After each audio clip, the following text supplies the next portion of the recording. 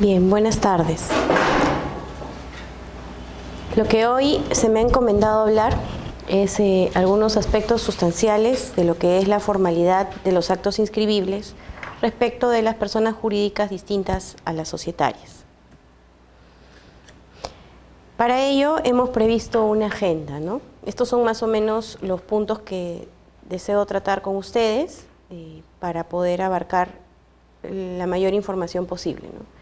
En primer lugar, vamos a tocar el tema de por qué tenemos que hablar de formalidad, por qué es importante la formalidad de los actos que van a inscribirse o que necesitan su acceso al registro, ¿no? Luego vamos a ver el tema de los libros de la persona jurídica, los acuerdos de la persona jurídica y su acceso al registro. Vamos a tocar específicamente el tema de las constancias de convocatoria y de quórum, que son importantes para efectos de determinar si los acuerdos son válidos o no. Algunos supuestos especiales en donde no vamos a hablar propiamente de copias certificadas o escrituras públicas, sino de una resolución administrativa. El tema que ahora existe con las copias simples, la formalidad que deben tener las medidas cautelares o sentencias judiciales, y finalmente los problemas que a veces pueden presentarse respecto de la formalidad de los documentos, sea durante la calificación antes de que ingresen al registro o una vez que estos ya ingresaron al registro, ¿no? Entonces, comencemos por el tema de la formalidad. ¿Por qué es importante que nosotros hablemos de formalidad?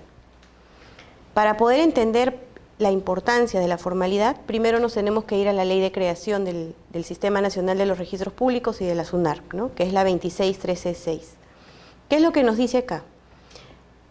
Dos garantías importantes del registro que establece esta ley son, en primer lugar, la intangibilidad del contenido de los asientos registrales, salvo título modificatorio posterior o sentencia judicial firme. ¿Esto qué quiere decir? Que una vez que el asiento registral ya ha sido incorporado, este ya no puede ser tocado, ya no puede ser sacado de la partida, ¿no? Este ya surte todos sus efectos de publicidad, de legitimación, salvo alguna modificación posterior o sentencia judicial firme. Y la otra garantía que el registro ofrece es la seguridad jurídica de los derechos de quienes se amparan en la fe del registro. ¿Qué debemos entender por seguridad jurídica? ¿Por qué es importante la seguridad jurídica? La seguridad jurídica, y para eso me he permitido citar una resolución que se dio, en una sentencia que se dio en el Tribunal Constitucional a propósito de una acción de inconstitucionalidad. La seguridad jurídica es aquello que va a permitir saber a los ciudadanos, ¿no? ¿Qué es lo que se espera del Estado? Es decir, que sea predecible, que la actuación que ejerce el Estado, o que ejerzamos todos, sea predecible para las transacciones, para el movimiento diario económico, ¿no? De tal manera de que no estemos nosotros frente a un abuso del derecho, o que sepamos las reglas claras de cómo se va a actuar en una determinada situación, ¿no? Es así que en ese expediente que cito ahí, nos dice, ¿no? En el caso de la seguridad jurídica, no solo supone la absoluta pasividad de los poderes públicos en tanto no se presentan los supuestos legales que les permitan incidir la realidad jurídica de los ciudadanos, sino que exige de ellos la inmediata intervención en los casos de ilegales perturbaciones de las situaciones jurídicas mediante la predecible reacción, ¿no? Esto es importante porque esto si nosotros entendemos lo que es seguridad jurídica en el sentido de que nosotros queremos garantizar lo que se está publicitando, esa es la garantía que ofrece el registro, entonces, ¿cómo nosotros podemos asegurar de que las cosas van a ser así, de que ese documento realmente es cierto a través de su formalidad? Es por eso la importancia de la formalidad. Esta es la formalidad la que nos va a permitir después, mañana más tarde, poder garantizar esa seguridad jurídica que está dentro de las garantías del mismo Sistema Nacional de los Registros Públicos.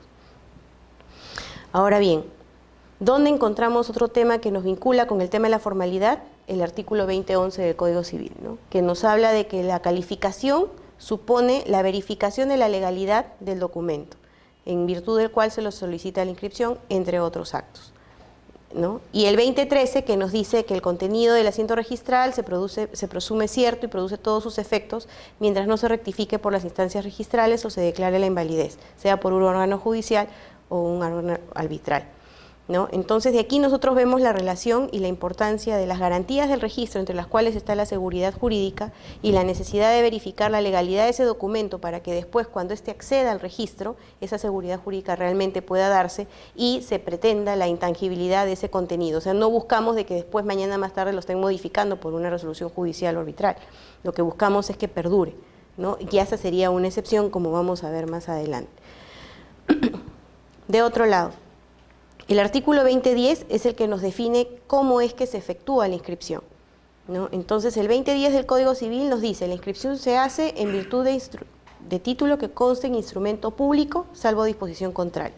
Esto es lo que se conoce como el principio de titulación auténtica, ¿no? Y de otro lado, para determinar qué debemos entender por instrumento público, esa resolución que cito abajo, la 2307-2015 SUNARP, al igual que diversa jurisprudencia a nivel del tribunal, analiza el tema de instrumento público remitiéndose al artículo 235 del Código Procesal Civil y nos dice que es aquel otorgado por un funcionario público en el ejercicio de sus funciones, ¿no? También menciona la escritura pública y los demás documentos otorgados por notario y todo aquel que en las leyes especiales le otorgue dicha condición. Entonces, hasta aquí, ¿qué tenemos claro? Que hay dos, entre las cuatro, ¿no? Hay dos garantías importantes del Sistema Nacional de los Registros Públicos que determinan el tema de la seguridad jurídica y la intangibilidad de los asientos. De otro lado, de que nosotros pretendemos otorgar seguridad jurídica, porque eso es justo lo que busca el registro con sus inscripciones, ¿no? Y que tenemos ya en el Código Civil las luces de que necesitamos un instrumento público para que se acceda al registro. Y quién lo debe otorgar, que en este caso es un funcionario público, el notario o las personas que la ley establezca. Ahora bien, el 2028 del Código Civil, ¿qué nos dice? Ya nos habla de ese tipo de instrumento público, ¿no? Nos habla de que no se requiere el otorgamiento de escritura pública para la inscripción del nombramiento de mandatarios o apoderados, etcétera, en cuyo caso sí basta la copia certificada notarial. Aquí ya estamos hablando de escritura pública y de copia certificada. El reglamento general también nos habla de que la inscripción se hace en virtud de título que conste en instrumento público. Y en este caso, esto está correlacionado con lo que es el principio de legalidad y el artículo 32, literal C, que establece que nosotros verificamos la formalidad de los actos que acceden al registro. ¿Qué debemos? Sí. Cuando usted dice que ya no se requiere de instrumento público y enfoca documento que no es instrumento público, pero es para un determinado acto, ¿en qué casos, por ejemplo, no ya se requeriría instrumento público y solamente con documento privado se registra? Claro, en este caso lo que nosotros estamos viendo y como vamos a ver un poco más adelante, ¿no? En principio toda inscripción se hace en virtud de instrumento público, ¿no? Salvo disposición contraria, como le llaman, ¿no? Entonces, en principio, instrumento público se suele entender las copias certificadas, la escritura pública, ¿no? Sin embargo, van a haber situaciones en las que solo se va a poder inscribir, por ejemplo, con una copia autenticada por fedatario, que son situaciones de excepción, ¿no? Ahora bien, para nosotros entender, si nosotros estamos diciendo el título consta en un instrumento público, ¿qué cosa es el título?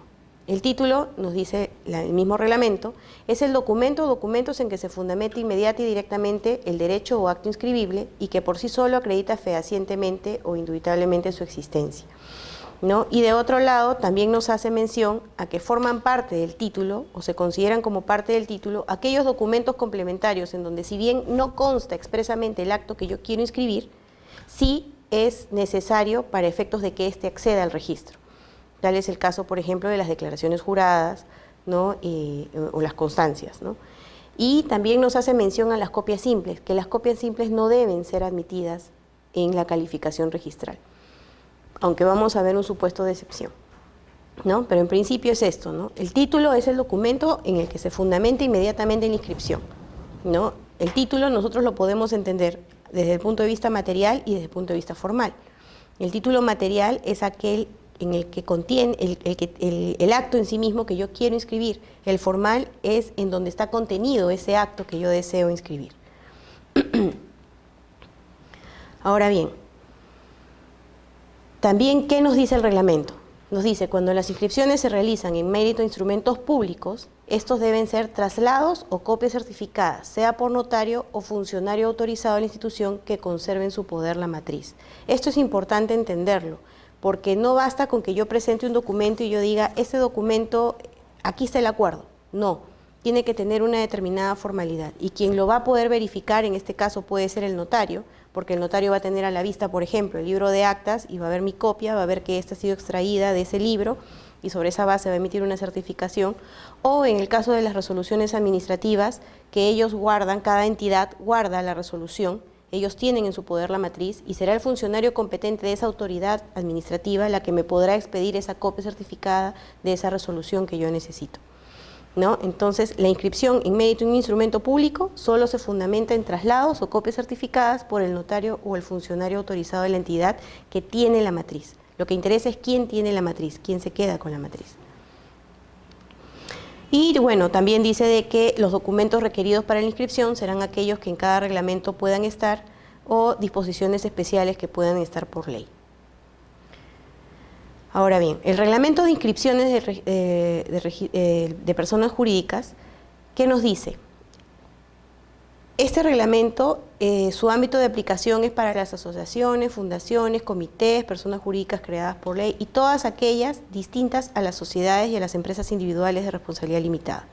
Sin embargo, habrán determinados tipos de personas jurídicas que tendrán una normatividad especial y en aquello que se contraponga, pues primará la normatividad especial, ¿no? ¿Qué nos dice el artículo 6? Que si yo quiero inscribir un nombramiento de directivos, un otorgamiento de poderes, ¿no? Entonces en ese caso voy a necesitar una copia certificada por notario o por juez de paz.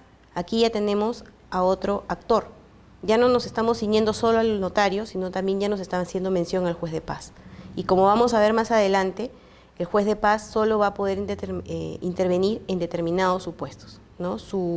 La posibilidad de que un juez de paz pueda ejercer una función notarial no es ilimitada. De otro lado, ¿qué también podemos encontrar en el reglamento de inscripciones? Que nos dice que la modificación estatutaria va a requerir la misma formalidad que aquella que se necesitó para su constitución.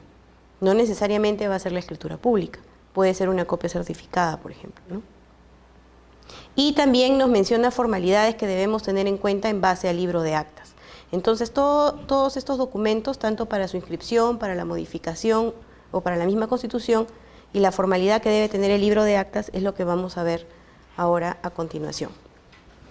Cuando nosotros hablamos de un acuerdo de la persona jurídica, primero hablamos de que las personas que están encargadas de asistir a este órgano de gobierno que va a adoptar el acuerdo correspondiente, ha tenido que haber sido convocada. Ha tenido que haber sido convocada conforme a las normas de su estatuto, y de ahí también ha tenido que tener el quórum suficiente para que se puedan instalar, ¿no? Sea según su estatuto o las normas especiales que existan. Una vez que ellos han deliberado, han debatido sobre los acuerdos que quieren adoptar, pues van a tener que utilizar cualquier medio necesario para que ellos puedan plasmar esos acuerdos en un documento escrito, sea por máquina, a mano, computadora, lo que fuere, ¿no? ¿Esto qué va a llevar? A la elaboración del acta. ¿Qué requisitos debe tener el acta? El acta, yo necesito identificarla. En primer lugar, ¿dónde se ha realizado esa sesión? ¿En qué fecha y a qué hora? ¿Esto por qué es importante? Porque si yo convoqué a una sesión, digamos, a las 8 de la mañana, pero nosotros sesionamos para adoptar los acuerdos para los cuales yo convoqué a las 11 de la mañana y no están todos los socios hábiles, ese acuerdo que se haya adoptado, esa sesión que se ha adoptado, carece de validez. Yo necesito sesionar en la hora en que yo he convocado. El único supuesto al que no me voy a remitir a la convocatoria es cuando la asamblea sea universal, es decir, que han asistido todos los miembros. Pero cuando no han asistido todos los miembros y yo tengo una convocatoria que me dijo, tú tienes que sesionar a tal hora, en tal lugar y con esta agenda, pues eso se va a verificar en el acta. Por eso es que es importante consignar en dónde sesionamos, a la hora en que sesionamos y la fecha, ¿no? ¿Qué otro tema es importante? Al momento que nosotros estamos sesionando, no todos podemos hablar en simultáneo. Necesitamos llevar un orden. Para eso existe un presidente y un secretario. El presidente tiene la función primordial de determinar quiénes son las personas habilitadas para concurrir y para poder ejercer un derecho de voz y voto en una asamblea o en una sesión de consejo directivo. Es el que va a identificar quién tiene esa calidad. Sobre él recae esa responsabilidad, porque nosotros podemos tener una asamblea en donde hayan asociados que estén hábiles y que no estén hábiles, Pero los inhábiles, sí, se les podrá conceder de repente el derecho de voz, pero a la hora de votación ellos no van a poder votar. Ese filtro lo hace el presidente. Sobre él recae esa responsabilidad. ¿Y el secretario qué es lo que hace? Bueno, el secretario se encarga de redactar y adoptar los acuerdos, y redactar los acuerdos tal cual han sido plasmados. Por eso es la importancia de designar a un presidente y a un secretario. Este presidente y secretario no necesariamente tienen que ser el último presidente y secretario inscritos. La Asamblea válidamente puede acordar designar a personas distintas a aquellas que han sido presidente y secretario, ¿no? Y eso ya ha sido reconocido también por el Tribunal Registral, ¿no? Durante la Asamblea, por X razones, de repente se va a tratar un tema eleccionario y el presidente no quiere presidir porque de repente se quiere lanzar a la reelección, por poner un ejemplo, ¿no? Entonces, válidamente la Asamblea designará a alguien que se encargue de las labores de presidir esta Asamblea y habrá una persona que se encargue de redactar el acta. Ellos van a tener que firmar necesariamente al final, porque con su firma ellos están asumiendo de un lado la responsabilidad de que quienes votaron, quienes estuvieron ahí presentes son los que realmente tenían que estar, tenían el derecho de estarlo, y que el acta guarda fidedignamente lo que se aprobó, ¿no? Entonces ya tenemos como requisitos del acta fecha, hora y lugar, quien actuó como presidente y secretario. ¿Qué otra cosa necesitamos en el acta? La forma en que se adoptó el acuerdo. ¿Esto qué quiere decir? Que si nosotros hemos debatido, por ejemplo, una modificación parcial del estatuto, pero de los 40 que fuimos, solo 10 estábamos de acuerdo y los otros 30 no hay acuerdo de modificación parcial del estatuto, ¿no? Entonces, en ese caso, es importante consignar el número de votos si es que el acuerdo no fue unánime. Si el acuerdo fue unánime por unanimidad, es decir, todos estuvimos de acuerdo con la modificación parcial del estatuto, perfecto, solo pondremos por unanimidad, se acordó y ponemos tal cosa. Sin embargo, si han habido votos discordantes, ¿no? Algunos estuvieron de acuerdo, otros estuvieron en contra, deberemos consignar esa situación. Tantos votos a favor, tantos votos en contra. El reglamento nos pide los votos a favor. Sin embargo, también nos dice de que no, salvo disposición distinta del estatuto, de que nosotros no podremos adoptar un acuerdo si es que el número de votos que yo obtuve es igual o menor a los votos en blanco, nulo, viciados. No hay acuerdo. Entonces, por eso es importante consignar o el número de votos a favor que yo obtuve por un determinado acuerdo, o de lo contrario, si es que este fue adoptado por unanimidad. ¿Qué es lo que también tenemos que plasmar en las actas? El acuerdo. El acuerdo de tal manera de que se puede entender. No, en muchas ocasiones simplemente se dice, bueno, se acordó otorgar los poderes. ¿Qué poderes? ¿No? O designamos a la junta directiva y si designan a la junta directiva se olvidaron de poner los nombres de las personas, ¿no? Entonces el acta, en realidad, el ideal es que en el acta no esté todo el conversatorio, no es necesario, salvo que quieran dejar constancia de algo en específico. Pero hay muchas veces en que en el calor del debate se forman, peleas, y hemos nosotros visto actas en donde están toda la pelea, ¿no? Y eso que lleva a que el acta no tenga 1 o 2 hojas, sino tenga 10 hojas, y de las 10 hojas, solo 5 líneas es el acuerdo, que nos interesa para efectos del registro. Y eso es perjudicial para ustedes porque al final, a la hora que pidan la copia certificada, van a tener que certificar las 10 hojas o las 8 hojas, cuando el acuerdo solo estaba en un determinado pedacito. Entonces, la idea es que el acta recoja las partes relevantes, no las peleas, no las disputas. Sí es importante, por ejemplo, que se consigne en el acta quién se queda o quién se va durante el debate, porque eso también va a permitir, llegado el caso, determinar si es que pueden, si es que estuvo presente o no estuvo presente, si es que él apoyó alguna determinada propuesta o no. Otro tema que también es importante es la suscripción. En principio, el acta tiene que ser suscrita por el presidente y el secretario. Sin embargo, si estamos frente a un acta eleccionaria y esta acta eleccionaria estuvo bajo la conducción de un comité electoral previsto por el estatuto, entonces en ese caso los miembros del comité electoral también deberán firmar el acta. Hay estatutos que establecen que el acta sea firmada, por poner un ejemplo, presidente y secretario y 2 socios designados por la Asamblea. Entonces esas firmas deberán estar en el acta. Si el estatuto dice las actas deberán ser firmadas por todos los asociados, así sean 1000 los que asistieron, los 1000 tendrán que firmar el acta. Mucho va a depender de lo que dice el estatuto en cada caso o la ley especial según corresponde. Acá una duda ahí, cuando usted mencionó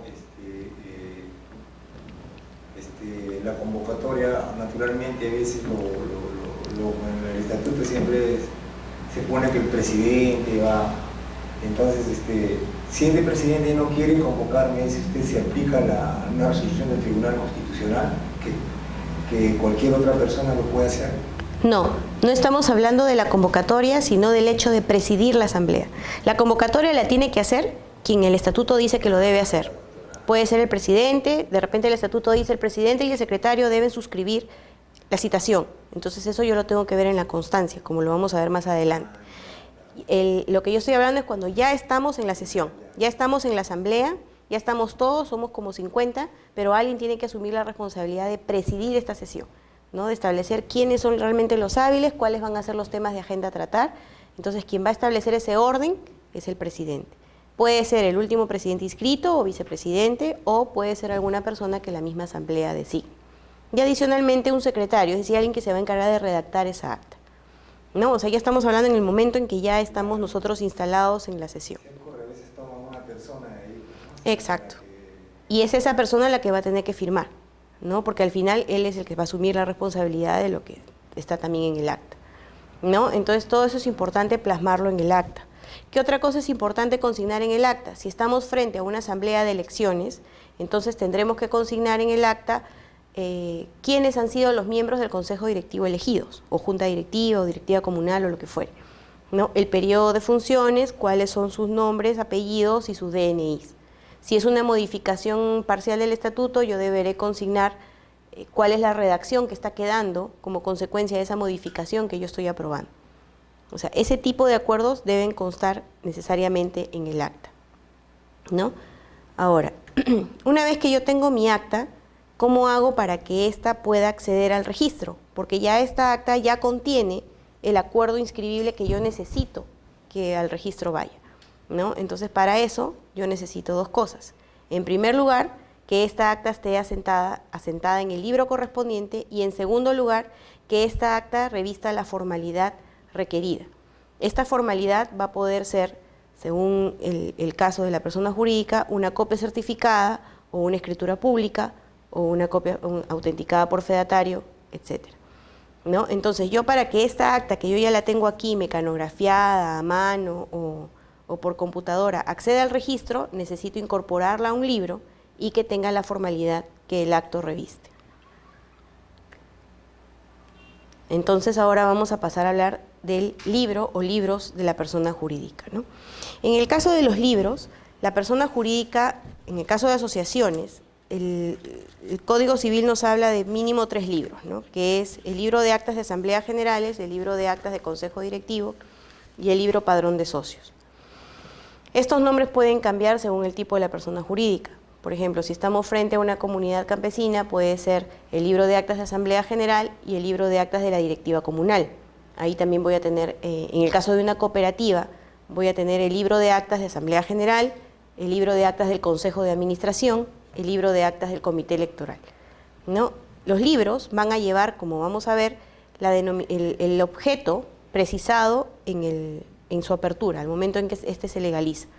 ¿Por qué? Porque ahí yo voy a saber a qué órgano le pertenece. La persona jurídica, según el tipo que fuere, va a tener distintos órganos. Entonces yo necesito saber a qué órgano le pertenece ese libro en donde yo voy a sentar mi acta. No es que si yo tengo acá mi acta y tengo a la mano el libro de actas del comité electoral y no tengo el de la asamblea, ya pues por mientras lo asiento ahí. No, tiene que ser en el libro de actas que le corresponde y que es del órgano respectivo, y obviamente verificando que este calce con el que esté en el antecedente registral, ¿no? Entonces, ¿quién puede certificar una apertura de un libro? Porque yo voy a una tienda y compro el libro, pero no es que yo voy a la tienda, compro el libro y comienzo a redactar. No, necesito que este tenga una certificación, que ya lo validen como un libro necesario para que yo pueda ahí asentar mis acuerdos del órgano respectivo. En primer lugar está el notario. El notario puede certificar la apertura de un libro, y ahí está el artículo, ¿no? Que es el 113 del Decreto Legislativo del Notariado. ¿Qué nos dice? Ahí están los requisitos que necesita tener esa certificación de apertura del libro, ¿no? Una constancia puesta en la primera foja útil, el número asignado por el notario, porque el notario tiene un registro donde están todos los libros que va aperturando y conforme a eso le va asignando un número correlativo. El nombre o la denominación o la razón social a la que le pertenece. Por ejemplo, si es mi asociación de vivienda Las Flores, entonces en el libro tendrá que decir, se apertura el libro correspondiente a la asociación de vivienda Las Flores. Si la denominación no está correcta, eso va a ser materia de observación, porque yo necesito como registrador o como registro tener la certeza de que ese es el libro de esa persona jurídica, que yo estoy calificando y que pretenden inscribir. ¿Qué otra cosa necesito? El objeto. Cuando se habla del objeto es ¿para qué lo voy a utilizar? ¿Para la Asamblea General? ¿Para el Consejo Directivo? ¿De repente para el Comité Electoral? ¿O el libro padrón? A eso se llama objeto. El número de folios también es importante para ver si tiene 100, 200, 400, ¿no? Y si es simple o doble la numeración que se le pone, la fecha y lugar en que se está certificando el libro, el sello y la firma del notario, y cada folio debe tener el sello notarial. Ahora, ahí en asterisco he puesto sello notarial de uso obligatorio. Y esto es cierto, para los documentos extraprotocolares, entre los cuales está la certificación de apertura de un libro, es obligatoria el uso del sello notarial de uso obligatorio, ¿no? Que es un sello que está aprobado por el colegio, en este caso por el Colegio de Notarios de Lima. El Colegio del Callao también tiene un sello obligatorio que lo consignan cada vez que hacen una certificación de apertura de un libro, ¿no? Estos han ido variando a lo largo del tiempo. Ahora, ¿qué pasa si yo tenía un libro, ¿no? Pero luego este libro se acabó o de repente se me perdió? Yo necesito aperturar otro libro, ¿no es cierto? Entonces, eso también está regulado en la ley, en el decreto legislativo del notariado, ¿no? ¿Qué pasa si yo necesito un libro posterior? Tengo que acreditar la conclusión del anterior o la presentación de certificación que demuestre su pérdida. Pero hay un requisito adicional y esto es como consecuencia de una modificación más o menos reciente. En caso de que sea por pérdida, yo necesito la sesión del órgano competente en donde se informe esa pérdida y la certificación notarial de firmas de las personas que intervienen en ese acuerdo. De alguna manera pone más difícil el camino de certificar un segundo, tercero o cuarto libro por pérdida, porque antes solo era por denuncia. Yo me acercaba ante el notario, le presentaba mi denuncia policial, le decía se me ha perdido el libro y el notario aperturaba el libro. Como lamentablemente han habido muchas irregularidades con ese tema, entonces ahora la norma se ha puesto mucho más estricta con el tema de una apertura del libro en caso de pérdida. Pero ahí en ese puntito se está refiriendo acta de sesión del órgano competente es a la Junta Directiva. A la Junta General o la Asamblea General. Eso es lo que nos habla la norma, ¿no? Específicamente, que no la tengo por acá. No, ahorita no la tengo. Pero Asamblea General o Junta General. ¿No? Ahora, esto de aquí, es decir, la conclusión, el hecho de que se acredite la conclusión o el hecho de que se acredite la pérdida en los términos en que está establecido aquí en la norma, no se acredita ante el registro, se acredita ante el notario. ¿Por qué? Porque es el notario el que va a legalizar y va a poner el número del libro que le corresponde, si es el 1, el 2, el 3 o el 4. Si a mí me vienen con una denuncia donde me dicen se ha perdido el libro de actas de Asamblea Generales número 5 y aparte tengo el acuerdo de sesión que le van a juntar eso al notario, entonces el notario procederá a aperturar el libro de actas de Asamblea General número 6, porque me están acreditando que el que se ha perdido es el 5. Pero eso es ante el notario, no es ante el registro. El registrador no puede observar para que le acrediten la pérdida o para que le acrediten la conclusión del libro anterior. Eso es competencia del notario, porque es el notario el que va a verificar si efectivamente se perdió o si para él considera que le están acreditando fehacientemente la pérdida o si le están acreditando fehacientemente la conclusión del libro anterior. La conclusión del libro anterior es fácil, pues no, yo llevo el libro y le digo, mira, ya está mi último folio, ya no hay más, ¿no? Entonces el notario va a poner un sellito, se concluye o se cierra este libro en tal fecha y procede a aperturar el libro con el número correlativo que le corresponde, ¿no? Esto se acredita ante el notario, no es ante el registro. ¿Qué es lo que va a ver el registro? Sí, el registro lo que va a ver es la correlación. Si yo tenía antes un libro de actas número 3, no me pueden traer un libro de actas número 2. O si de repente yo tenía uno 3, por lo menos el que me deben estar presentando debe ser el 4, el 5 o el 6, ¿no? Entonces eso es lo que va a ver el registrador. Pero ante el registro no se va a acreditar ni la pérdida ni la conclusión. Eso es ante el notario. ¿Ya? Porque muchas veces a nosotros nos dicen, sí, pero es que usted admitió tal libro y usted no le pidió al usuario que le acredite que se había perdido y porque yo lo tengo aquí en mi poder. No, o sea, si usted tiene su poder, eso ya es un tema extra registral. Nosotros, como registro, verificamos los documentos y buscamos que este documento revista las garantías necesarias que permita su acceso al registro en forma segura y que después otorgue la seguridad jurídica que necesitamos con las inscripciones. Pero quien determina o quien verifica la apertura del libro es el notario. Pues es como un primer filtro, ¿no, doctora, para la autenticidad del documento, la legalidad?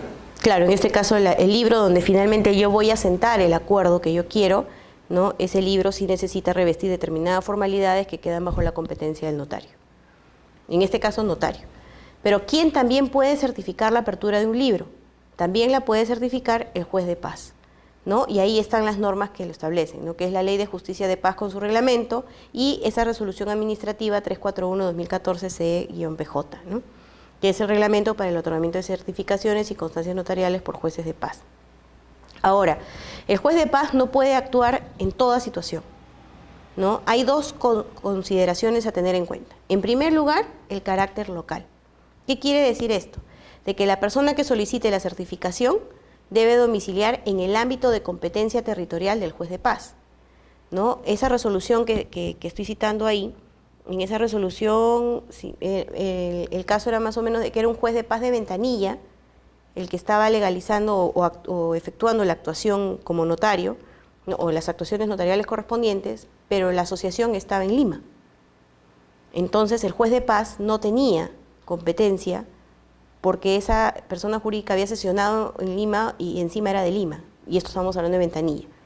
Entonces ahí, es más, al momento en que se pide, porque nosotros pedimos que nos acrediten que efectivamente el juez está vigente, ¿no? Porque eso no hay un filtro, sino pedimos nosotros a través de un correo o a través de un oficio, ¿no? Ahí se respondió, pero nos dijeron, sí, efectivamente este juez de paz está vigente, pero ojo, la actuación que él ha hecho está fuera de su competencia, ¿no?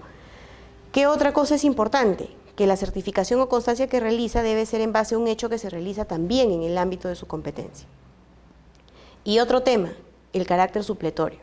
Si yo tengo un notario cerca, el juez de paz no puede actuar. El juez de paz actúa cuando no hay un notario cerca, ¿no? Sin embargo, si es que sí hubiera un notario en la localidad, entonces tendrán que acudir al notario y no ante el juez de paz. Entonces, acudir al juez de paz es algo supletorio, si se quiere, ¿no? O sea, no es que en todo momento lo voy a poder hacer, sino bajo estas condiciones. Pero cuando se menciona juez de paz, estamos hablando del juez de paz letrado. Letrado y no letrado. Ahora, ¿quién puede certificar la apertura del libro?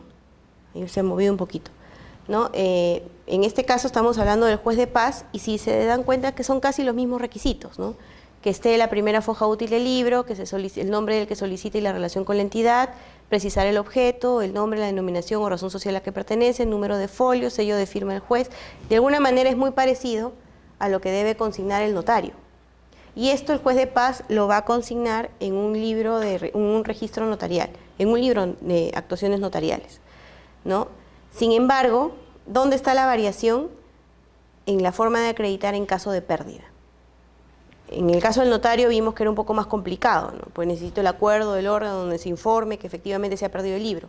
En el caso del juez de paz basta una denuncia policial, ¿no? Y todas las hojas llevarán el sello del juzgado de paz, ¿no? Y también se puede acreditar, si se le acredita ante el juez de paz el cierre del libro anterior, pues abrirá el siguiente. Pero ahí sí hay una diferencia que es con la acreditación en caso de la pérdida.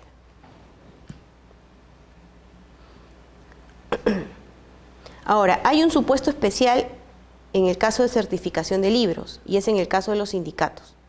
Los sindicatos se inscriben en primer lugar ante la Autoridad Administrativa de Trabajo. Una vez que se inscriben ante la Autoridad Administrativa de Trabajo, para efectos civiles se pueden inscribir en el registro en el libro de asociaciones, sin perder su condición de sindicato. No se vuelven asociación por estar en el libro de asociaciones, sino que solo para efectos civiles se ha considerado normativamente que se inscriban en el libro de asociaciones, siendo sindicato. Pero estos libros se abren también ante la Autoridad Administrativa de Trabajo, sea su libro de actas o su libro padrón de afiliados. ¿Puede intervenir el notario? No. ¿Puede intervenir el juez de paz? No.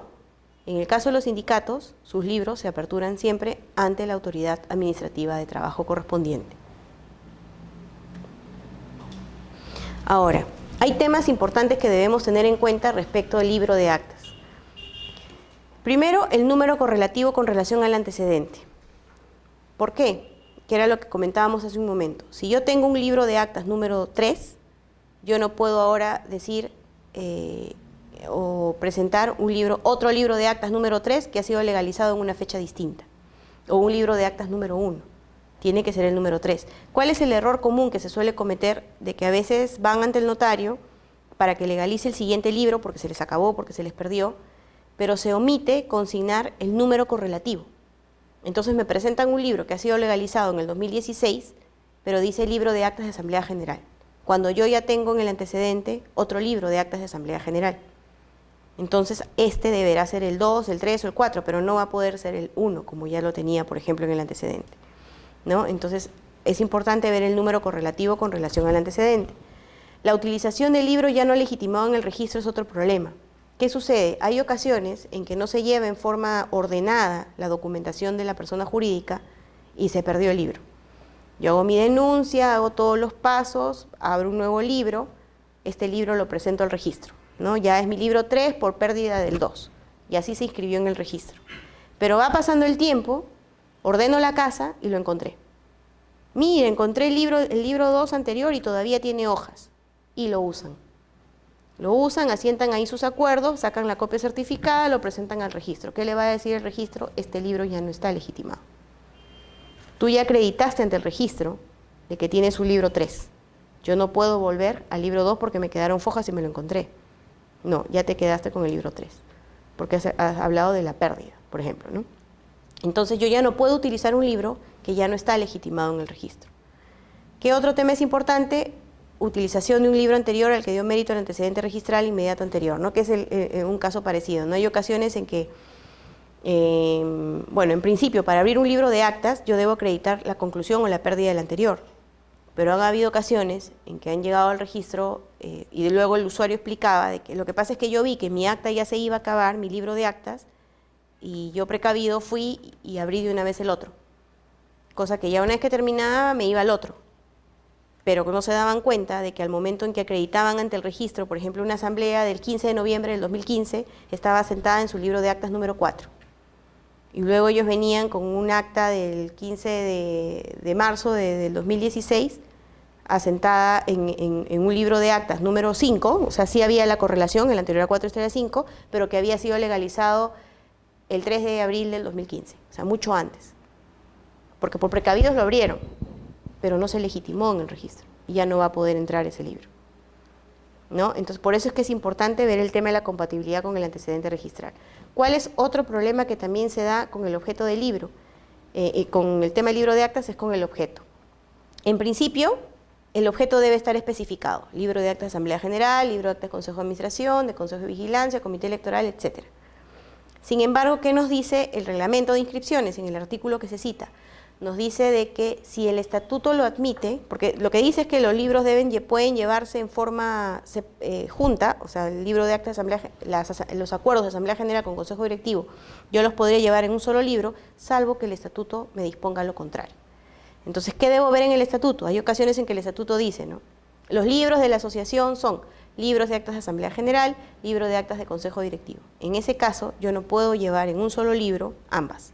Cada órgano va a tener que tener su libro. Sin embargo, si el estatuto no me dice nada, yo válidamente podría en un solo libro llevar los acuerdos de asambleas y consejo, ¿no? ¿Qué otro tema es importante? La legalización de apertura posterior al acuerdo.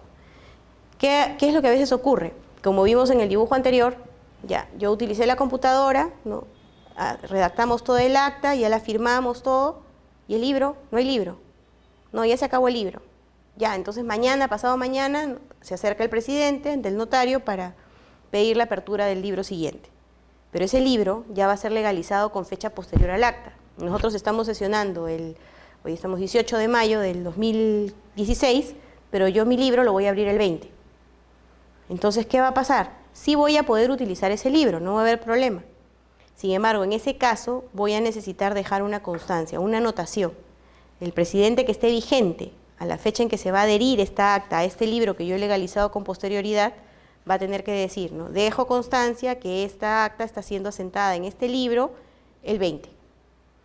A pesar de que la redacté antes, la estoy asentando en un libro que ha sido legalizado posterior. Firmo y eso lo presento al registro conjuntamente con el acta que yo vaya a presentar, ¿no? Entonces son algunos temas importantes con relación a la certificación, ¿no? Y bueno, este es un ejemplo de una certificación de apertura, ¿no? En el punto 1, por ejemplo, ahí estamos viendo la fecha. En el punto 2, el objeto, ahí dice que es actas número 2, por ejemplo, ¿no? Probablemente el estatuto no haya especificado nada. En el punto 3, aquí se ha confluido el 2 con el 3, pero aquí es la denominación de la persona jurídica, ya sea a quién le pertenece este libro. En el punto 4 está el número de registro notarial, es el número que le asigna el notario al momento que aperture este libro, porque él lleva un registro sobre eso, ¿no? En el punto 5 está la persona que lo está certificando, en este caso es una notaria, y en el punto 6 está el sello notarial de uso obligatorio al que hacíamos mención, ¿no? Esto es un ejemplo de una certificación de apertura del libro, que normalmente va en la primera foja útil del libro, ¿no? Claro, o sea, si yo llego a legalizar, digamos, esa apertura, a una notaría donde siempre hago mis trámites, por ejemplo, ¿no? Y de repente elijo otra, ese notario se va a basar de la fecha de apertura de ese libro, ¿no? Para el correlativo. Claro. Claro, eso es suficiente si elijo otra notaría, ¿no? Claro, no hay ningún problema. Yo puedo legalizar un libro ante un notario X y luego puedo ir ante otro notario para certificar una copia del acta que yo necesito o para aperturar el siguiente. No es que yo tenga que abrir necesariamente el libro con el mismo notario, no. Claro, para ese notario el correlativo va a ser el que tiene a la vista, ¿no? Exacto. Bien. Exacto. ¿No? Bien. Entonces ya vimos el tema de qué tipo de instrumentos nos mencionan las normas, ¿no? Para que puedan tener su acceso. Estamos viendo el tema del libro de actas. Ahora vamos a ver cómo acceden estos acuerdos con respecto a la forma, ¿no? Es decir, el documento o el instrumento que yo presento ante el registro, ¿no? Que está la escritura pública, las copias certificadas, que debemos diferenciarlas de lo que es certificación de reproducción o lo que comúnmente se le dice copia legalizada, la intervención del notario, del juez de paz y en este caso del fedatario para la inscripción de los acuerdos, ¿no? Eso es lo que vamos a desarrollar ahora. Allá en el Cono Norte, en mi zona donde yo vivo, tengo una asociación y naturalmente a mí de alguna manera me han dicho para apoyarlos ahí, ¿no? Pero yo también desconozco algunas partes porque ahora Perdón. en el cual quieren inscribir los registros públicos, pero los documentos que ellos deben de presentar a la notaría es el acta de asamblea y las constancias de convocatoria y cobro, doctora. Sí, eso lo vamos a ver en un ratito. Ah, ya. Pero claro, era a lo que íbamos, ¿no? El acta es la que hace la asamblea al momento que sesiona. Esta va a tener que estar asentada en el libro. Y yo cuando voy ante el notario, voy a ir con mi libro, donde ya está mi acta asentada, o puede estar transcrita, o ante el notario se adhiere, normalmente se adhiere ante el notario y el notario le pone un sello, ¿no? Entonces, ¿por qué? Porque con eso está... ¿Qué es eso? ¿Qué pasa? Que cuando yo, supongamos lo hice en una foja, ¿no? Está mecanografiado. Entonces yo voy ante el notario lo va a pegar en el libro, le va a poner un sello. ¿Por qué? Porque lo que se busca es que esta foja que yo estoy pegando en el libro ya no la pueda sacar, porque eso se llama alteración o adulteración del documento, ¿no? Si yo ya pegué una hoja y está mal, cometí un error, pues ya veré cómo lo subsano, que me imagino que eso ya lo deben haber visto en la clase pasada, con una reapertura o una asamblea aclaratoria. Pero no puedo yo alterar el documento, no puedo corregir el documento que el notario ya vio, o que ya certificó. ¿Eso es autónomo? Me parece que también yo he visto en donde está ahí, obviamente, el acta ahí pegada o escrita, ¿no?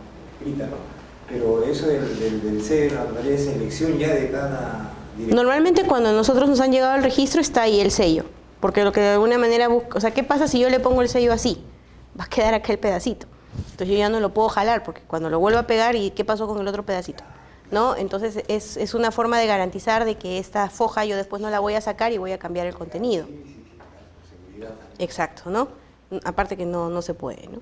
Y para eso se va a la notaría, o sea, con el acta de la asamblea y las Claro. convocatorias para que formalice o Lo que sucede es que yo voy ante el notario ya con mi acta y mi libro. ¿no es cierto? Entonces yo voy y yo le voy a decir al notario, yo necesito, por poner un ejemplo, yo otorgué poderes. Entonces yo necesito la copia certificada de esta acta de Asamblea General donde constan los poderes, o la directiva, como usted dice, ¿no? Que en su caso. Entonces en ese caso se le sacan copias a esa acta y a la foja de legalización de apertura del libro, que es la que hemos visto. Entonces le saco esa copia, le saco a las actas que yo necesito y con eso el notario va a contrastar lo que está en el libro y lo que tiene aquí.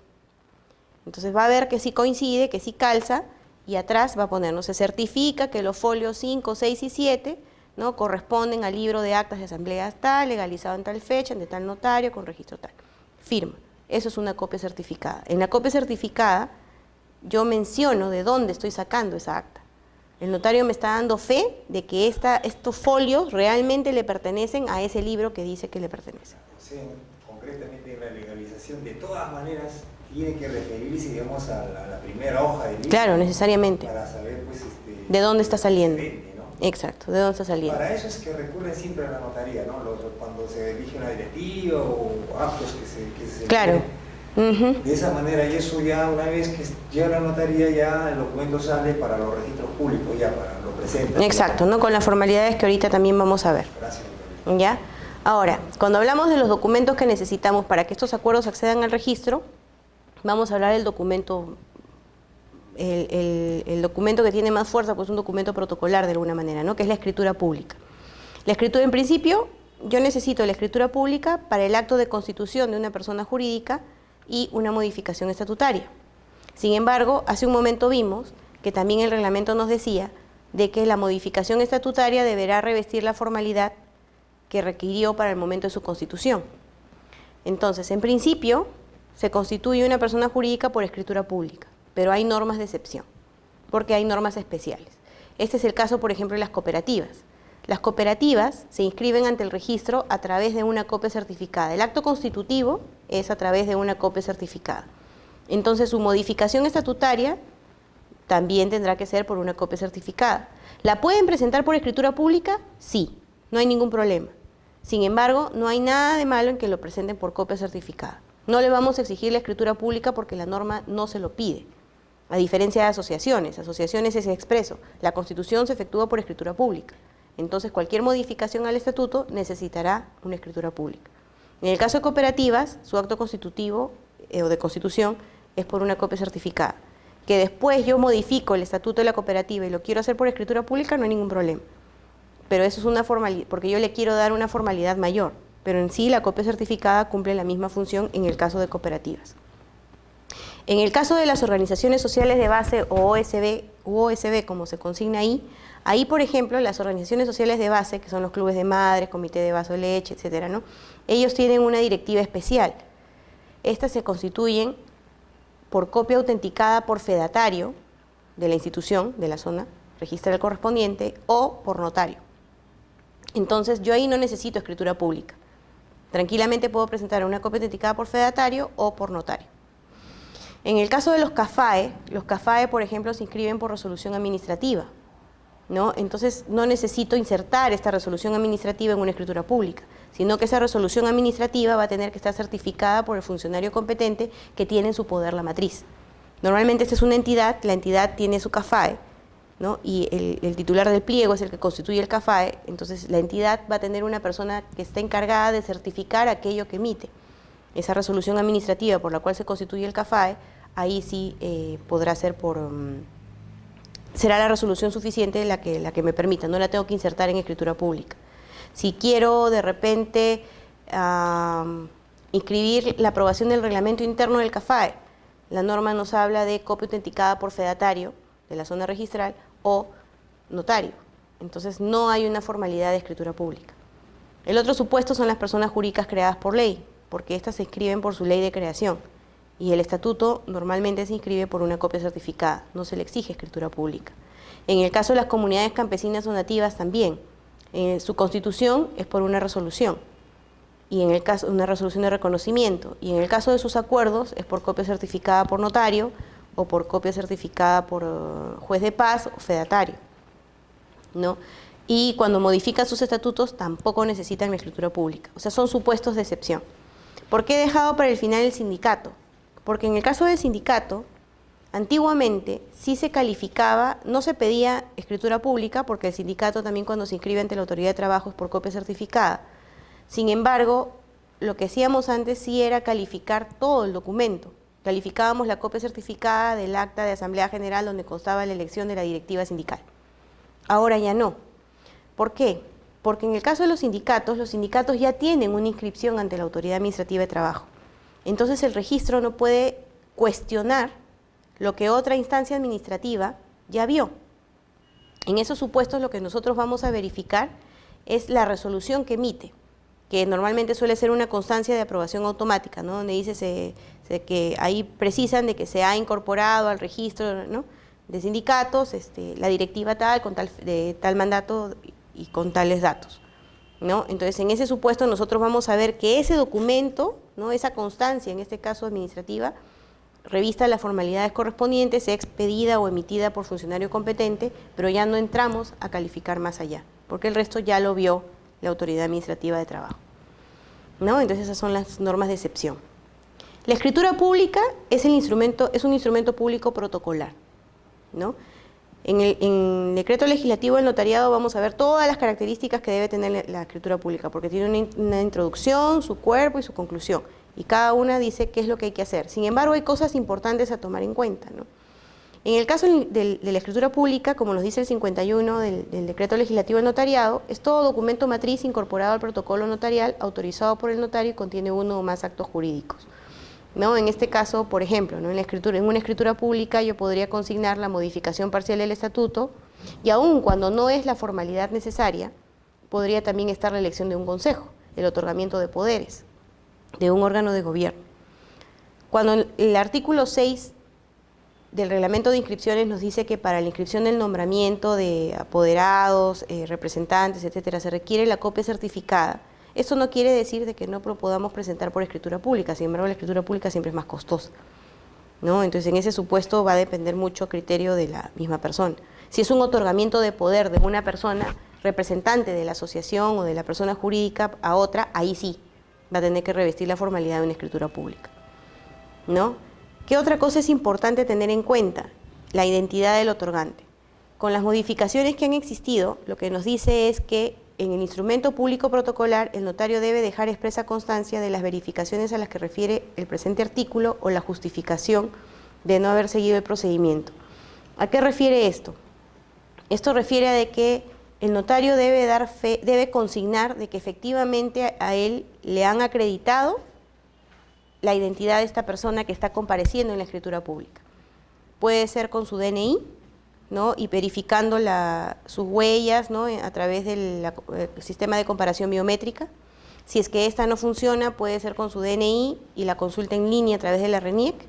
Si es que es un extranjero, ¿no?, también puede ser a través de testigos y de los documentos correspondientes, o de repente ya él considera que conoce a esa persona y que no necesita identificarla más. Por eso es que ahí precisa cuál de todos estos medios ha utilizado. ¿Por qué? Porque aquí hay un tema de responsabilidad. Si es que el notario ha verificado, sea por comparación biométrica o por DNI con este sistema en línea del RENIEC, o en el caso del extranjero a través del carnet de extranjería, y bueno, más adelante se supone que va a existir una conexión con el tema de migraciones para verificar que efectivamente el carnet de extranjería existe y todo ello, entonces cualquier problema de suplantación que exista, a él lo va a liberar de responsabilidad, porque él ya verificó con esos medios. Sin embargo, él dice, no, yo no necesito verificar nada porque yo a él lo conozco, yo sé quién es, ¿no?, etcétera. Y luego hay un tema de suplantación, ahí sí va a asumir responsabilidad, ¿no? Entonces, por eso es que es importante que en la escritura pública se deje constancia de ello, ¿no? Es más, no basta con que cite que conforme al artículo 55 del decreto legislativo del notariado ya efectuó la verificación. El Tribunal Registral respecto a ese tema se ha pronunciado en que sí deben especificar cuál de esos medios ha utilizado para verificar al otorgante, ¿no? Y esto es importante tenerlo en cuenta porque esto normalmente es materia de observación, ¿no?, en las instancias registrales. Bien, el documento ingresa a través del notario, ¿no?, va al notario, mejor dicho, para que le revista la formalidad, en este caso la escritura pública, ¿no? ¿Y cómo es que va al registro? Lo que va a hacer el notario es en su protocolo, él va a establecer cuál es la escritura pública, pero no es esa escritura pública que él tiene en su protocolo la que la va a llevar al notario, al registro. Lo que él va a llevar es, o lo que va a expedir, es un parte notarial. Ahora, este parte notarial tiene características específicas y especiales a partir del 1 de abril del 2016, recién nomás, ¿no? Es un papel notarial de seguridad con características especiales, que tiene gramaje, fibrillas de colores, marca de agua, numeración seriada, fondo anticopia, numeración invisible, numeración de control, etc. Es decir, es un papel que reviste las garantías, que le han dotado de diversas garantías para para lograr su intangibilidad, que no sea adulterado, que se pueda llevar un registro adecuado del mismo, ¿no? Si a mí me llega un parte notarial en una hoja así bond, como a veces antes nos llegaban, ¿no? Jabón, sus sellitos y sus cositas, a partir del 1 de abril eso ya no se puede admitir. A partir del 1 de abril, todo parte notarial emitido, ojo, esto es solo respecto a los partes notariales, todo parte notarial emitido tiene que tener esas características, ¿no? Incluso tiene un color determinado la hoja, y cuando uno la pone al trasluz tiene ahí como unas siglas, ¿no? Entonces todo ello se verifica al momento que este parte ingresa. Y no solo necesita eso, sino que, como también vamos a ver más adelante, se necesita que la persona que esté tramitando el parte notarial esté autorizada. Es decir, solo el notario o su dependiente, en principio, va a poder presentar este documento ante el registro, y podrá autorizar a un tercero siempre y cuando ese tercero esté consignado en el parte notarial y además haya sido ingresados sus datos al módulo de sistema notarios. Entonces hay un control bastante fuerte respecto de quién está llevando este documento, si es que no es el notario o su dependiente. Ahora, eso es con respecto a las escrituras públicas. Las copias certificadas es otro tipo de formalidad, que es a las que inicialmente refiere el artículo 6 del reglamento de inscripciones que hace un momento mencionábamos, ¿no? Y lo define así, ¿no? Va a consistir en la transcripción literal de la integridad o parte pertinente del acta, mecanografiada, impresa, fotocopiada, con la indicación de los datos de la certificación del libro, es decir, de dónde lo estoy extrayendo, los folios de los que consta, y dónde corren los mismos, número de firmas y otras circunstancias necesarias para dar una idea cabal de su contenido.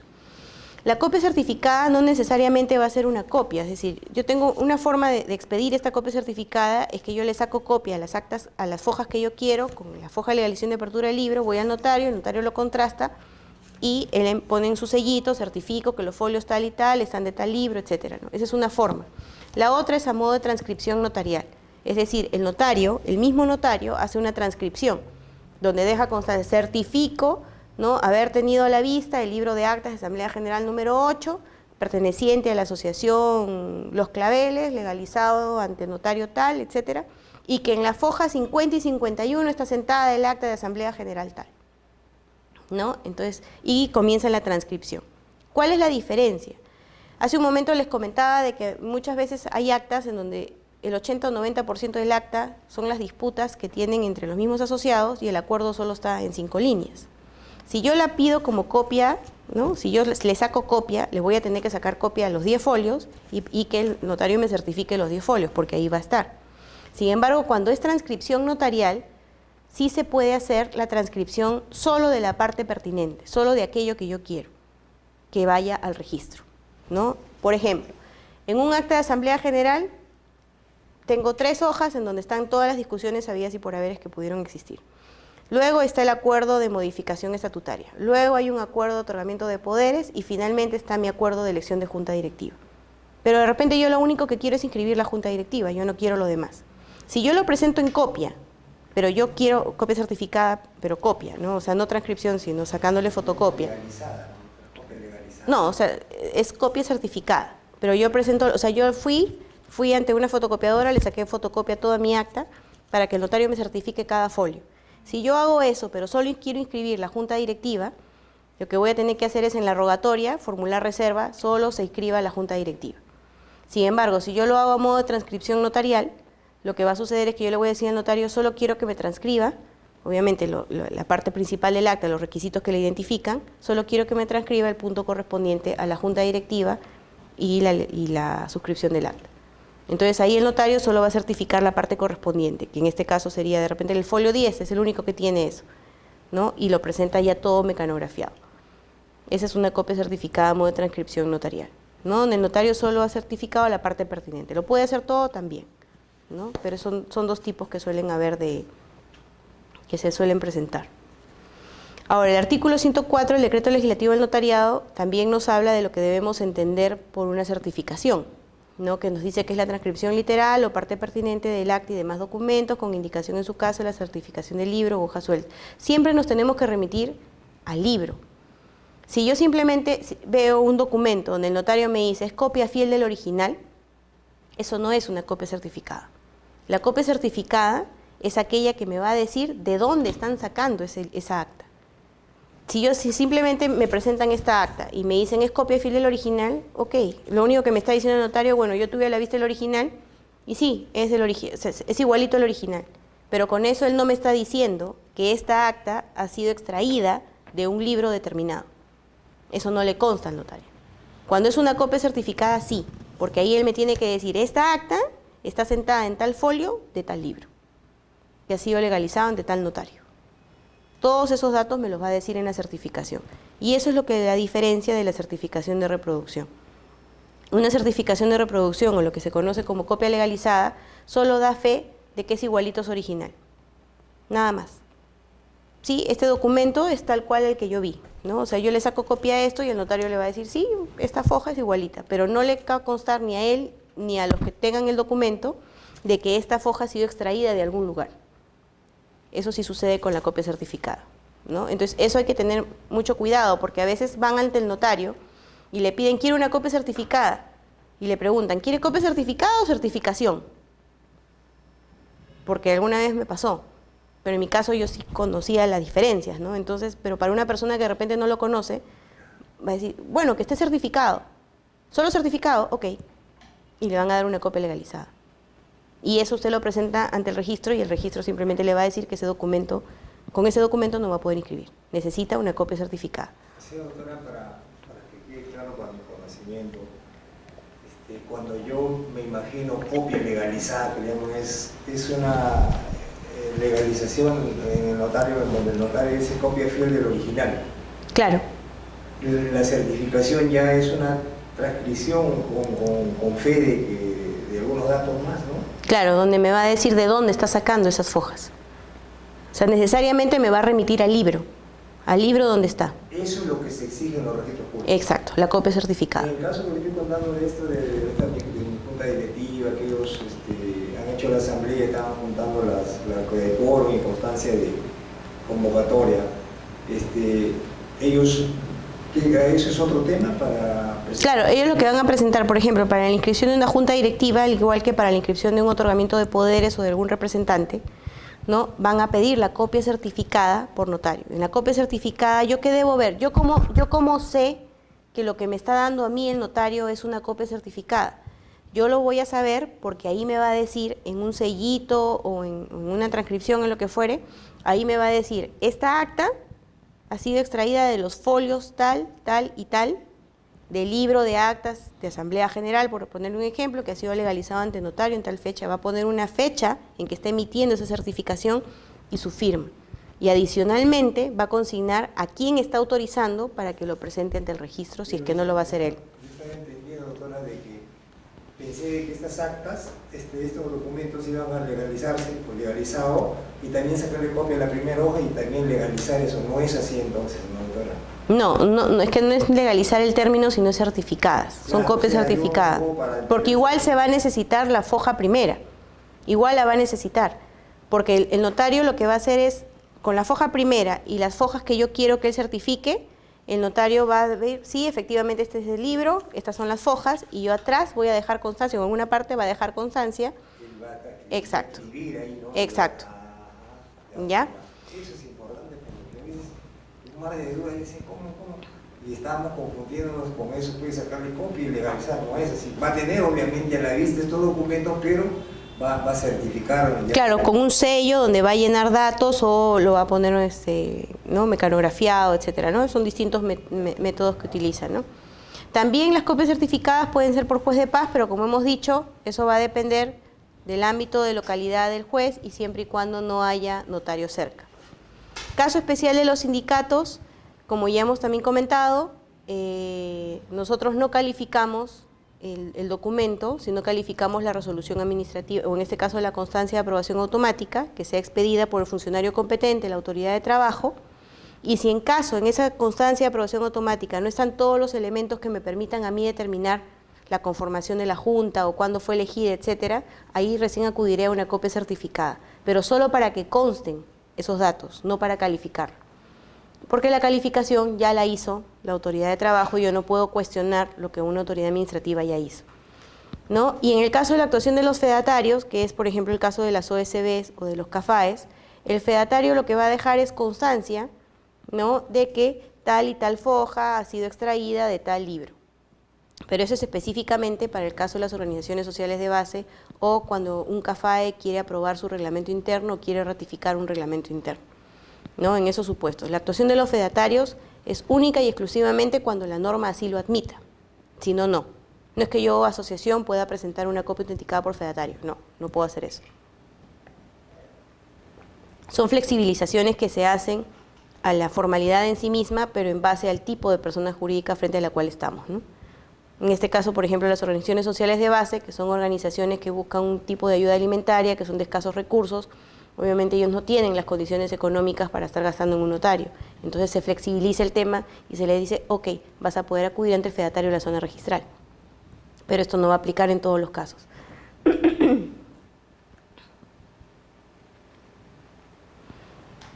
Bien, y esto es justamente lo que hace un momento comentaba, ¿no? Tanto la escritura pública, notarial, que nos presentan a través de un parte notarial, como la copia certificada por notario, no solo va a bastar con que el notario me la dé, donde ya me certificó o que me dé mi parte notarial, ¿no? Lo que se va a necesitar, gracias, lo que se va a necesitar es lo siguiente. El notario lo va a poder presentar a través de él mismo o a través de sus dependientes acreditados.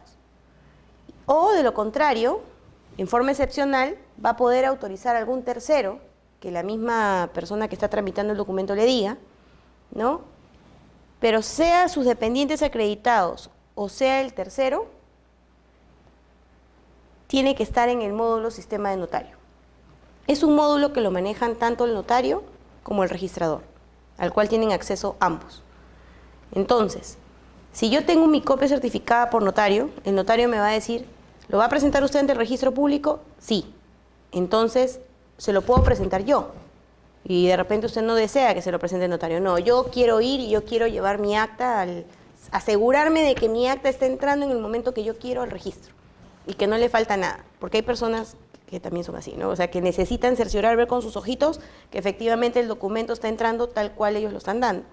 Entonces el notario va a tener que, por ejemplo, autorizarlo a usted para que sea usted y solo usted el que presente el documento ante el registro. No es que después, uy, no, estoy ocupado, ¿sabes qué? Te lo doy a ti para que lo presentes. No. El notario va a decir expresamente quién lo va a presentar ante el registro.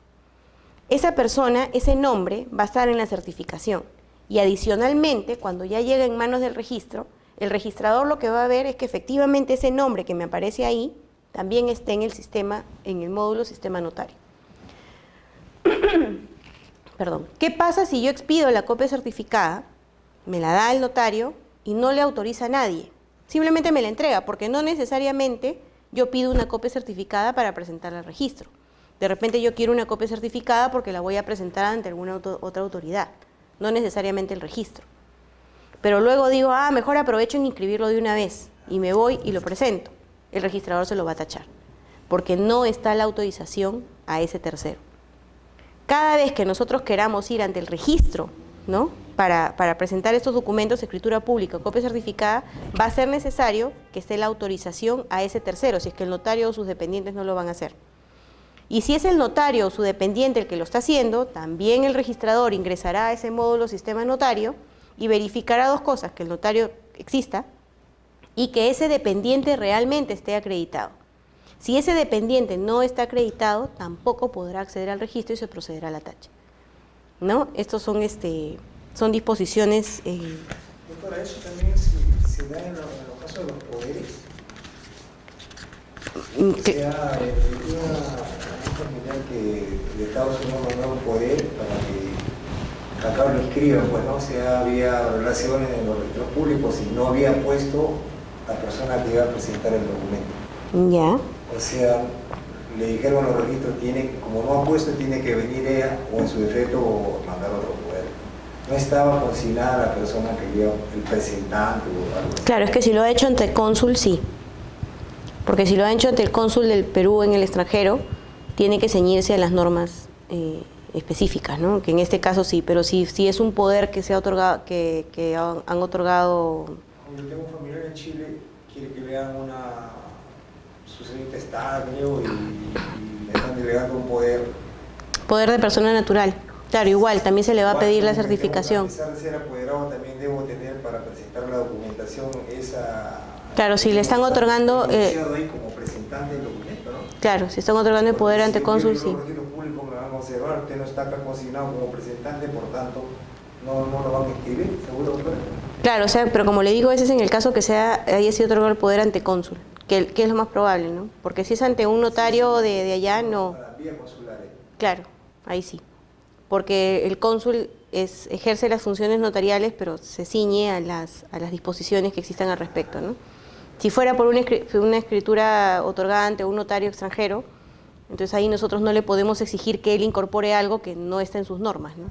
Distinto es cuando acá estamos hablando de partes notariales o en este caso de copia certificada, ¿no?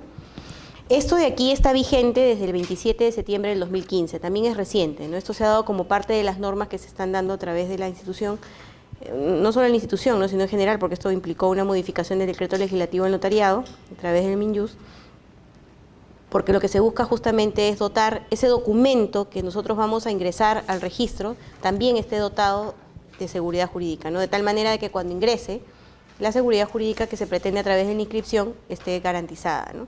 Evitar que después tengamos que ir al Poder Judicial o que después se caiga el documento por algún problema en específico, ¿no? Bien, entonces, nosotros cuando inscribimos un documento es por copia certificada o por escritura pública. También hemos visto que en algunos casos va a poder ser por copia autenticada por fedatario o, como en el caso de los CAFAES o de los sindicatos, por a través de una resolución administrativa. Cuando yo quiero inscribir un otorgamiento de poder, una modificación estatutaria, o la elección de un consejo directivo, de una junta directiva, etcétera, yo necesito acreditar la convocatoria y el quórum, ¿no? Entonces, eso es lo que vamos a ver ahora, ¿no? Antiguamente, ¿cómo se hacía? Si se acuden a los archivados antiguos, los títulos archivados antiguos, lo que se hacía antes era, se verificaba esquela por esquela, ¿no? ¿Qué quiere decir eso? Supongamos que mi asociación tenía 20 socios y mi estatuto decía que la convocatoria debía ser por esquela bajo cargo de recepción. Entonces a nosotros nos adjuntaban ante el registro las 20 esquelas con sus respectivos cargos de recepción, con la fecha en que habían sido recepcionadas, y nosotros asumíamos que esas eran las esquelas fidedignas. Eso podía aplicar con una asociación que tiene 20 socios. El problema era cuando venían asociaciones o personas jurídicas que tenían cerca de 400, 500 o 1000 socios, ¿no? Porque teníamos que verificar que efectivamente habían sido convocados los asociados, porque encima nos adjuntaban el libro padrón, el libro tal cual, con toda la cantidad de socios, y nosotros teníamos que chequear, fulanito, ahí está su esquela, menganito, ahí está su esquela. Era un trabajo que se hacía y era engorroso, y es más, hay títulos archivados que están compuestos por 5 o 6 tomos, en donde solo hay un padrón y solo hay esquelas de convocatoria. Así era antes, ¿no? Cuando era vía telefónica, a veces simplemente se hacía una declaración. Cuando los hacían en radio, nos adjuntaban el recibo. O sea, eran distintas formas que buscaban acreditar la forma en que el estatuto había establecido para convocar, porque la convocatoria es libre, ¿no? Yo puedo convocar por esquela, por teléfono, por periódico, por correo electrónico, o sea, las formas, por radio, como estoy poniendo ahí, ¿no? Las formas de convocatoria, eso depende de lo que hayan establecido en su estatuto. Ahora, antes acreditábamos de esa manera, ahora ya no. Ahora se acredita a través de la constancia de convocatoria.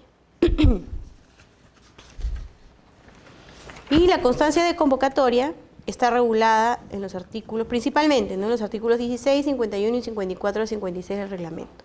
¿Qué necesito en esta constancia de convocatoria o qué debe revestir? Primero, ¿quién la puede otorgar? Quien lo otorga es la persona que está facultada a convocar. Si el estatuto decía, el presidente convoca asamblea general, será el presidente el que deberá otorgar esa constancia o suerte de declaración jurada, ¿no? En donde va a consignar sus generales de ley, ¿no? Yo, Janet Joana Angulo Acosta, identificada con DNI tal, domiciliada en tal lugar, en mi condición de última presidenta inscrita, ¿no? Otorgo la presente constancia relativa a la asamblea, porque tengo que precisar respecto de qué asamblea me estoy pronunciando, en los términos siguientes, ¿no? Declaro bajo juramento lo siguiente. ¿Qué debo consignar? Lo que debe ser importante es que todos los asociados han tomado conocimiento de la convocatoria, que la convocatoria se ha efectuado conforme al estatuto, porque eso es lo que también interesa. Algunos lo que hacen es precisar los medios que han sido utilizados, también es una forma, y tengo que reproducir la convocatoria en los términos que le efectué, ¿no? Si yo hice mi citación, ¿qué debe contener esa citación? La denominación de la persona jurídica, la fecha de la asamblea que estoy convocando, la hora u horas, porque puede ser primera, segunda, tercera convocatoria, la agenda, ¿no? Y quién la hace. Ojo que aquí hay que tener cuidado porque en algunas ocasiones quien convoca según el estatuto es el consejo directivo como órgano colegiado. No dice el consejo directivo convoca asambleas o el consejo directivo convoca elecciones. En ese caso, en la esquela debe figurar de que es el consejo el que está convocando, independientemente que la esquela la firme el presidente, pero de su texto debe decir, ¿no? El consejo directivo convoca asamblea de fecha tal. Hay que ver mucho lo que dice el estatuto, ¿no? Si el estatuto dice el presidente y el secretario deberán suscribir las esquelas de convocatoria, entonces yo debo verificar que efectivamente en esa reproducción aparezca que han intervenido el presidente y el secretario. Porque lo que yo estoy haciendo es una reproducción, yo lo que voy a es reproducir. Es como si tengo acá la esquela, entonces yo todos sus datos tal cual los voy a poner. Si me falta alguno de esos datos, lugar de la sesión, hora de la sesión, entonces eso va a invalidar el acuerdo. Porque si yo dije, voy a convocar, por ejemplo, ¿no? Voy a convocar en la avenida Cuba, cuadra 6, pero al final en el acta yo pongo que estoy sesionando en la avenida Salaverry, cuadra 3, el lugar es diferente. Y si no asistieron todos los asociados, lo que a mí me determina eso es de que no todos los asociados tuvieron válido conocimiento del lugar en donde se iba a llevar a cabo la asamblea. De repente algunos los mandaron al desvío, todos nos pusimos aquí y nosotros elegimos a quien quisimos, ¿no? Entonces ahí también eso motiva la tacha sustantiva del título, porque se está sesionando en un lugar distinto al que fue consignado en la agenda. Hay otro problema frecuente con el tema de la convocatoria. Hay ocasiones, sobre todo cuando es publicación en diario. La publicación en diario tiene dos formas de acreditarse, o a través de la constancia, siguiendo los mismos pasos y reproduciendo los términos de la publicación que se haya hecho, precisando la fecha en todo caso en que ha sido publicado en el diario correspondiente, o también adjuntando el original de la publicación o la copia certificada de esa publicación, ¿no? El notario diga, yo he tenido a la vista la publicación efectuada en el diario El Comercio, por ejemplo, ¿no? En tal fecha, ¿no? Cuyo texto es el siguiente. Esas son las formas de acreditar la publicación en diario. Hay ocasiones, sin embargo, en que se equivocaron. Supongamos, la convocatoria debe ser efectuada con 20 días de anticipación. Y yo justo convoqué 20 días antes, pero me equivoqué y de repente puse malas horas.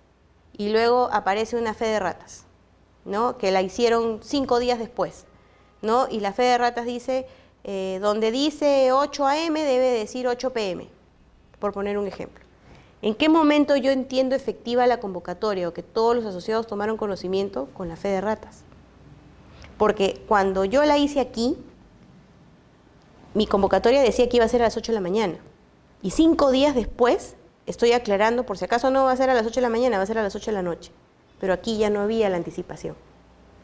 Entonces, algunas veces se basan solo en la de acá, pero no. Si yo hice una corrección y el estatuto me establece alguna anticipación expresa, 5 días, 10 días, 15 días de anticipación, a la fecha en que ya la convocatoria está bien hecha, a partir de esa fecha debe correr la anticipación.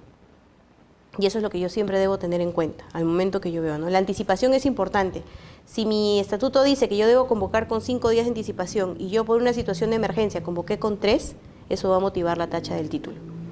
Siempre debo respetar lo que diga el estatuto en cuanto a la anticipación, ¿no? El tema del lugar, en principio debe sesionar en el domicilio de la persona jurídica. ¿Cuándo es que puede sesionar en otro lugar? Cuando el estatuto lo permita o cuando la asamblea es universal. Supongamos que el domicilio de la persona jurídica es en Lima, pero nosotros sesionamos en Chiclayo y la asamblea no es universal, también va a motivar la tacha. Porque el lugar en principio donde debe sesionar debió ser en Lima. Y como el estatuto no decía nada y ellos se han ido a Chiclayo y no llegaron a ir todos, entonces no se cumple ese supuesto, ¿no?, que está en el reglamento. Cuando es universal, sí. Cuando es universal, sí. Cuando es universal ya no verificamos convocatoria. Porque cuando es universal asumimos que ya todos estamos de alguna manera tácitamente ya convocados. Estamos todos aquí. Nosotros podemos aprobar el tema de agenda que queramos, ¿no? Podemos decidir qué acuerdos podemos tomar, etcétera, cuando estamos todos. Pero cuando no estamos todos, sí voy a tener que tener en cuenta la hora, el lugar, la agenda, la anticipación y todos los requisitos de la convocatoria. Por ejemplo, ya la convocatoria, estos documentos ya están, por ejemplo, en los registros públicos. Entonces, el contraste que se va a hacer con los datos que median, digamos, estas convocatorias, el quórum, todo eso,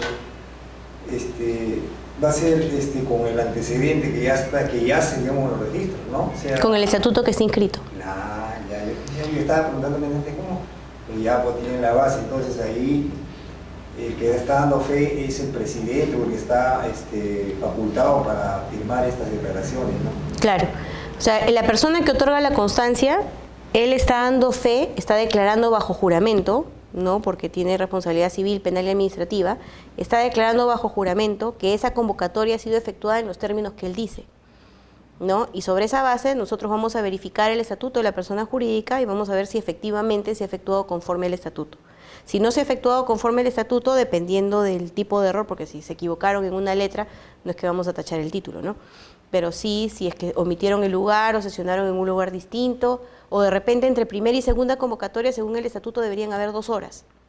Pero ellos pusieron a las 8 a.m. y a las 8:30, segunda convocatoria, y sesionan en segunda convocatoria, eso también es causal de tacha, porque no han respetado la anticipación que debía haber entre primera y segunda convocatoria según el estatuto.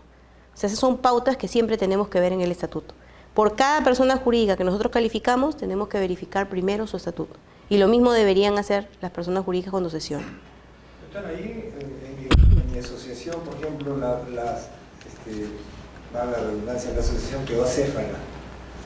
Y el estatuto dice que debe llamar, digamos, a asamblea, a las reuniones, es la junta directiva. Pero como esta quedó acéfala, hay una norma no societaria, creo que permite el ulterior presidente llamar a convocar asamblea, ¿no? Y solo elecciones. Y ahí se aplica ya la norma esta, ¿no? Que permite o faculta al presidente. Ya no tiene que ser ya, digamos, lo que dice el estatuto o que dice la junta directiva. A ver, no, vamos por partes antes del break, porque ya pasaron. No, vamos por partes. Cuando ya la asociación está acéfala, lo que faculta la norma es a que el último presidente o el órgano competente convoque elecciones. Entonces, aquí hay un supuesto, que no sé si se los habrán explicado en la clase anterior. Hay ocasiones en que primero se hay que elegir un comité electoral para que luego el comité electoral se encargue de la conducción del proceso eleccionario, ¿no? Hay ocasiones en que no es obligatorio, depende del estatuto.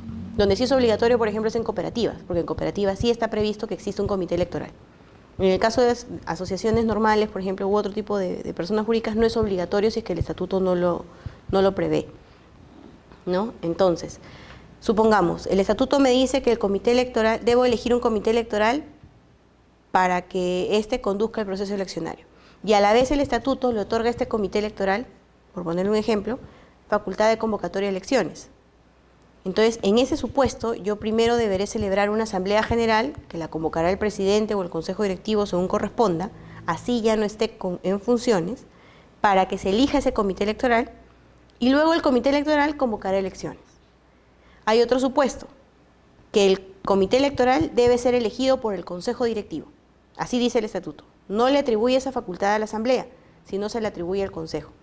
El tribunal, en ese caso en particular, aun cuando la asociación ya no tenía mandato vigente, o la persona jurídica ya no tenía mandato vigente, estableció que el consejo directivo debió sesionar para elegir ese comité electoral. Ese consejo vencido debía sesionar para elegir al comité electoral y luego este comité electoral convocar elecciones si es que así era lo que establecía el estatuto.